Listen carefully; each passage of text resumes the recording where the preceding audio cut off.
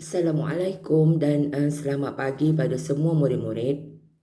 Baiklah, hari ini kita akan belajar tajuk masa dan waktu yang kemahiran yang melibatkan perkaitan di antara abad, tahun, perkaitan di antara dekad, tahun. So untuk video ini, saya akan tunjukkan, saya akan terangkan perkaitan di antara abad dan tahun. Untuk tajuk ini, apa yang murid-murid perlu buat dan ingat ialah perkaitan antara abad dengan tahun.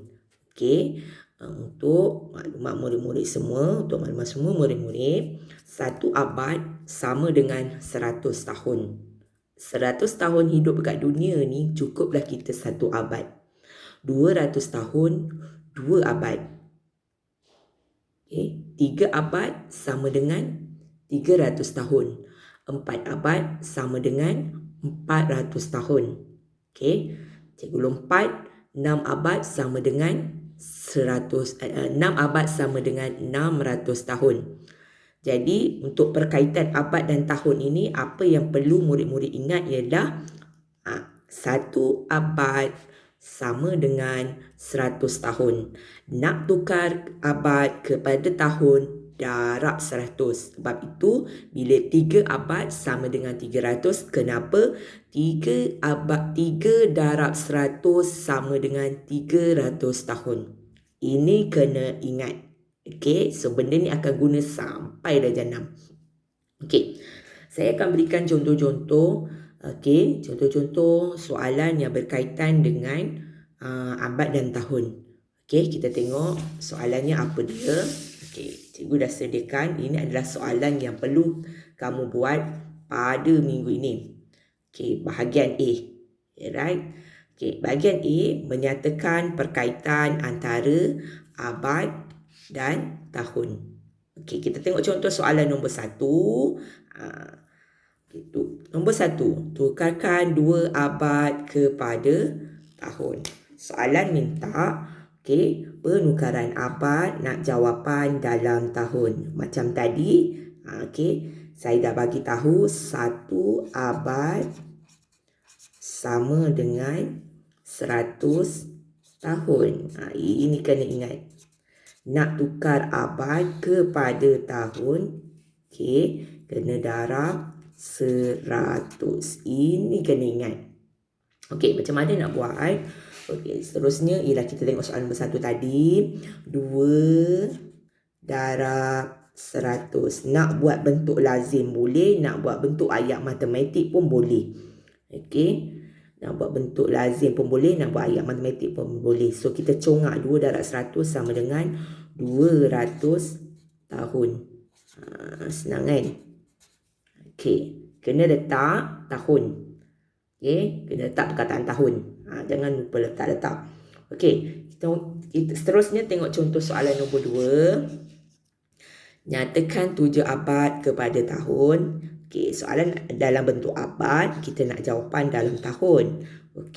Abad nak tukar kepada tahun adalah darab 100. So kita tulis ayat matematik dia, 7 darab 100 sama dengan 700 tahun. Selesai.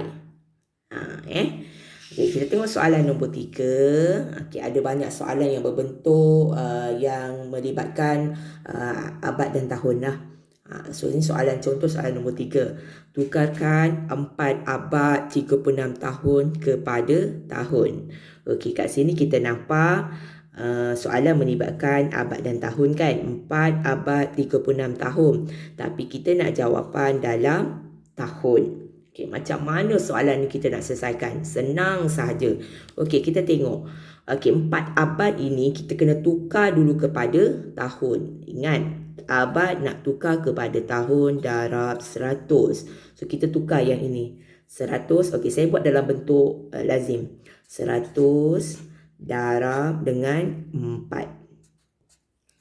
Congak saja, jawapannya adalah 400 Okey, nampak tak ada 36 tahun kat sini? Apa perlu kamu buat? Okey, lepas operasi darab, ambil 400 ni.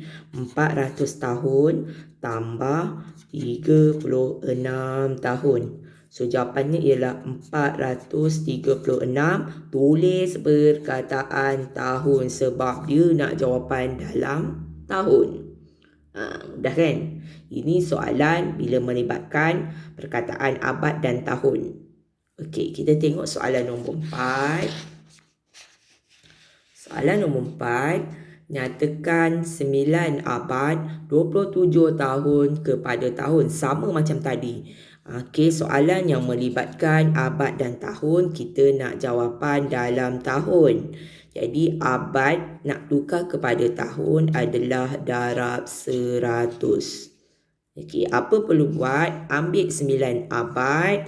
Okey, buat dalam bentuk lazim 100 darab 9. Sama je, 100 darab 9, 9 darab 100 sama. Okey, so kita buat apa jawapannya? Contohnya 900.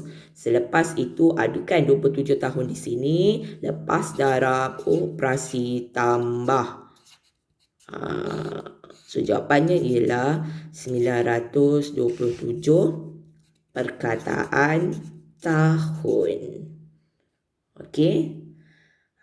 Contoh soalan yang seterusnya. Okey, kalau tadi kita nak tengok, kita nak tukar abad kepada tahun. Okey, sekarang soalan dia nyatakan tahun kita nak tukar kepada abad. Macam mana? Okey. Bagaimana pula kita nak tukar tahun kepada abad? Ingat balik perkaitan yang tadi tu. Okey, saya patah balik yang ini. Tahun kita nak tukar kepada abad. Apa perlu kita buat? Kita perlu bahagi 100. Bahagi 100. Ingat anak panah ni. Tengok anak panah. Bahagi 100. So, patah balik soalan tadi. Okey, tahun kita nak tukar kepada abad kena bahagi 100.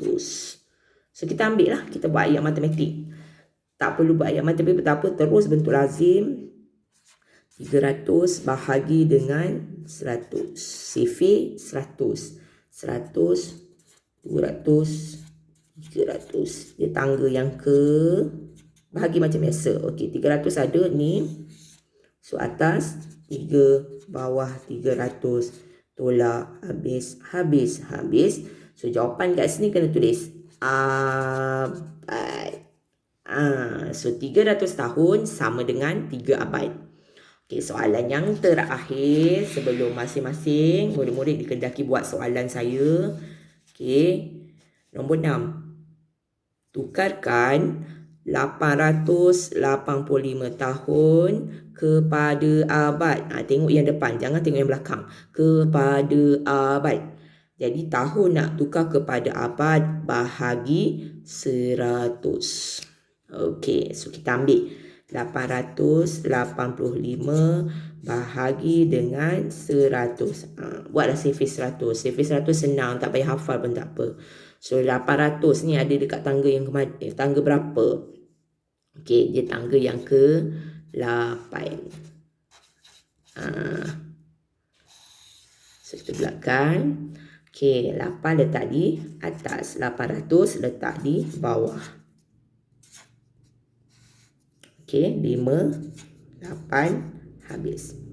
So, jawapannya yang perlu awak tulis ialah kat atas ni, jawapan di atas tulis abad, ada baki. Kalau tadi tak ada baki, soalan ni ada baki. Jadi, yang baki ni kena tulis tahun.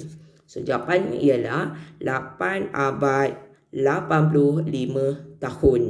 Okey, itu saja soalan yang berkaitan dengan abad dan tahun. Apa yang perlu kamu ingat ialah perkaitan 1 abad sama dengan 100 tahun. Okey, ada 4 soalan yang cikgu tinggalkan. Okey, murid-murid diminta untuk jawab 4 soalan tersebut. Seperti biasa, hantar pada saya untuk disimak. Terima kasih.